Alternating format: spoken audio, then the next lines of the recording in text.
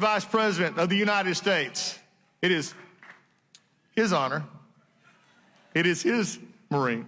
And I'm making him wait just a minute. It is Mr. Vice President. He is ready to use.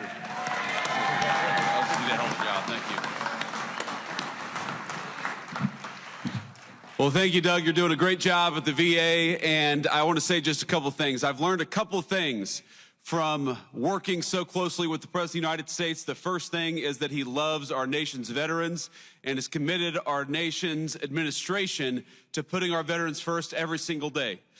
And the second thing I've learned about the President of the United States is that he really hates when somebody who's speaking before him goes on for too long.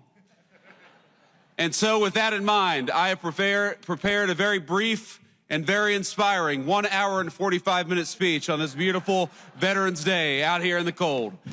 But let me just give 3 very brief messages. First, to our nation's veterans, thank you. Thank you for serving and sacrificing. We've all got so many good stories of people that we served with over the years. During my 4 years of the Marine Corps, I met the very best of America. People who are willing to put on a uniform and risk their lives for their entire country.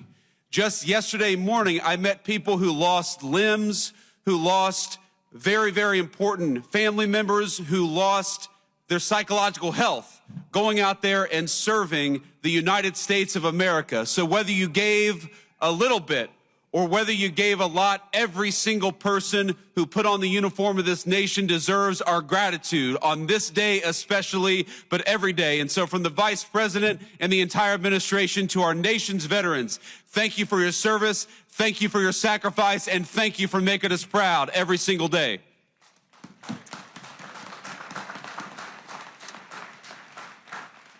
The second message is to the nation's political leaders.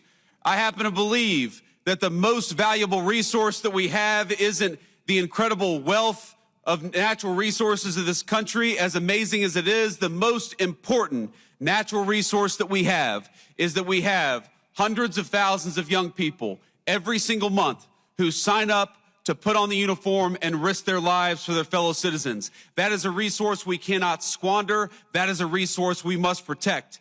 And so to every elected official who's here today, our obligation, our sacred responsibility to our veterans is to make sure that the American military is the bravest and best fighting force anywhere in the world, and to make sure that every time we ask our nation's military to go off to war, we give them the training, we give them the resources, and we give them what they need to kick the enemy's rear end and to come back home safely and quickly. That is our obligation to you.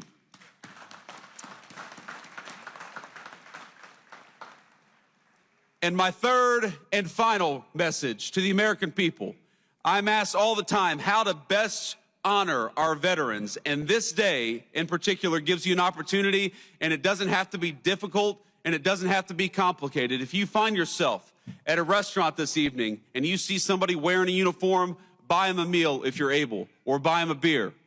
If you see a veteran of our nation's armed forces, if you know somebody in your family, give them a call and say thank you.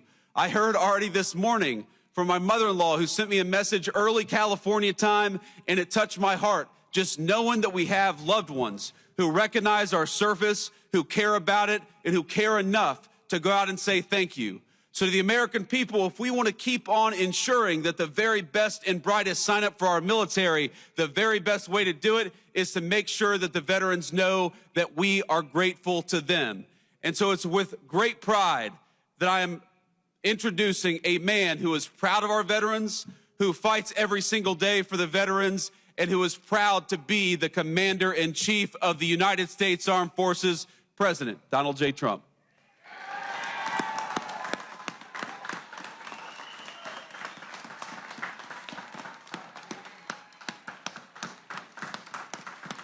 Thank you, J.D.